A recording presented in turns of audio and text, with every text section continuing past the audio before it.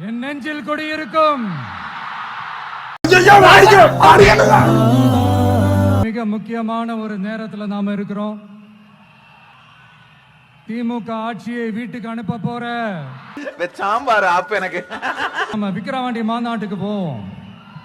நம்மளுடைய அரசியல் எதிரி யாரு? திமுக. நம்மளுடைய கொள்கை எதிரி யாரு? பாஜக. அன்னையில இருந்து இன்ன வரைக்கும் அந்த ஸ்டாண்ட்ல ஏதாவது மாறணுமா? இல்ல. எம்மதமும் நம் மதம் அப்படின்ற அந்த ஒரிஜினல் முகம் தான் இந்த விஜயனுடைய முகம்.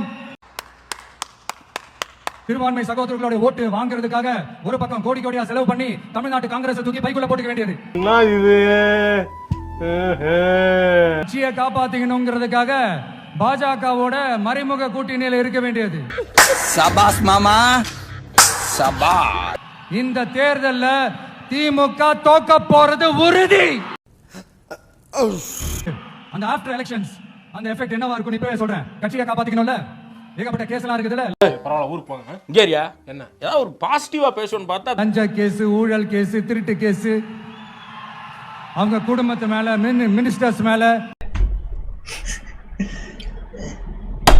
எதுக்குதெல்லாம் போய் மோடி அவர்கள் காலையும் அமித்ஷா அவர்கள் காலையும் திமுக விழுதா இல்லையான்னு பாருங்க. இல்ல 40 வயசுக்குள்ள இருக்கிறவங்க மட்டும் தான் விஜய்க்கு ஓட்டு போடுவாங்களாம். 50 வயசுக்குள்ள இருக்கிறவங்க மட்டும் தான் இந்த விஜய்க்கு போனா போதுன்னு ஓட்டு போடுவாங்களாம். என்னடா இவ்வளவு. ஆனா இந்த 50ல இருந்து 80 வயசு வரைக்கும் இருக்கிறாங்கல்ல, அந்த ஓட்டர்ஸ் ரொம்ப ஜாஸ்தியா. ஆனா அவங்க யாரும் விஜய்க்கு ஓட்டு போட மாட்டாங்களாம். இப்படி பில்டப் மேல பில்டப் ஓங்கி மண்டையில நறுக்குன்னு குத்துற மாதிரி எலெக்ஷன் கமிஷன் ஒரு டீடைல்டு ரிப்போர்ட் ஒன்று வெளியிட்டிருக்காங்க. அதுல 40 வயசுக்குள்ள இருக்கிற அந்த ஓட்டர்ஸ் 2,37,00,000 சச்சமா. அதுல 50 வயசுக்குள்ள இருக்கிறவங்களையும் உள்ள சேர்த்துக்கிட்டீங்கன்னா 3,65,00,000 சொச்சமா. கணிப்புல விட்டு கணிப்பு என்ன விட்டாலும் திமுகவும் இந்த மற்ற பலரும் மண்ண கவ்வ போறது உறுதி. சொந்த தொகுதியிலேயே தோத்துருவோம்னு பயந்துதான் நம்மளுடைய சின்னத்தையே திருடினவர் தானே. பாஜக மந்திரி ஒருத்தர் சொல்றாரு, விஜய் என்னப்பா விஜய் நடிகன். ஆமா நான் நடிகன் தான், இப்ப யாரும் இல்லைன்றா. ஆனா நான் அரசியலுக்கு வந்துட்டு நடிக்கல, அரசியல் நான் நடிக்கல. நீங்க ஒண்ணு கவனிச்சீங்களா? ஒட்டுமொத்தமா எல்லாருமா சேர்ந்து ஒருத்தனை எதிர்க்கிறாங்க. இப்படி பாருங்க, எங்க போனாலுமே வந்துடுறாங்க. பஸ் ஸ்டாண்டுக்கு போனா இங்க இருக்காங்க. ஆனா ஒட்டுமொத்தமா எல்லாருமா சேர்ந்து ஒருத்தனை எதிர்க்கிறாங்க. அதுக்கு என்ன காரணம்? ஒட்டுமொத்தமா எல்லாருமா சேர்ந்து ஒரே கூட்டணியில இருக்கிறாங்க. சிறப்பான ஆள் நீ. என்ன தப்பு பண்ணிட்டான் இந்த விஜய்? மக்களுக்காக அரசியலுக்கு வந்தது ஒரு தப்பா? நல்லாட்சி கொடுக்கணும்னு நினைச்சது தப்பா? ஊழலை செய்யக்கூடாதுன்னு நினைச்சது தப்பா? லஞ்சமே வாங்க கூடாதுன்னு நினைச்சது தப்பா? பெண்களுக்கு பாதுகாப்பு ஒழுங்கா இருக்கணும்னு நினைச்சது தப்பா?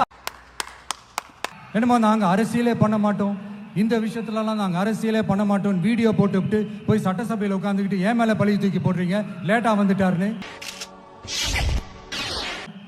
போலீஸ் கொடுத்த டைம்ல நாங்க இருங்க. நாமக்கல்ல இருந்து கரூர் வர வழியில இருந்த மக்கள் எல்லாரையும் நான் அம்போடு விட்டு வர சொல்றீங்களா?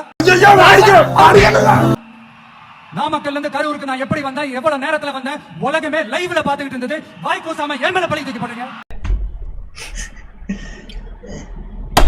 எதுக்குதெல்லாம் மக்கள் விரோத ஆட்சி நடத்துற ஸ்டாலின் சார் வேணுமா? மக்களை நேசிக்கிறவங்க விஜய் வேணுமா? அமால் டுமால் தான். நம்ம ஆட்சிக்கு வந்த அடுத்த நிமிஷம் 200 யூனிட் கட்டணம் இல்லா மின்சாரம். அம்மா அக்கா தங்கச்சிங்க எல்லாரும் தமிழ்நாட்டுல எல்லா இடத்துக்கும் அனைத்து அரசு பேருந்துகளிலும் கட்டணம் இல்லாமலே போகலாம். 23ஆம் தேதி அன்னைக்கு ஒரு நாள் மட்டும் இந்த விஜய் சொல்றத கேளுங்க. அடுத்து வர 5 வருஷம், அது என்ன 5 வருஷம், அடுத்து வர எல்லா வருஷமும் நீங்க சொன்னத நான் கேட்கிறேன். சாம்பார் ஆப் எனக்கு. நல்லதே நடக்கும், வெற்றி நிச்சயம்.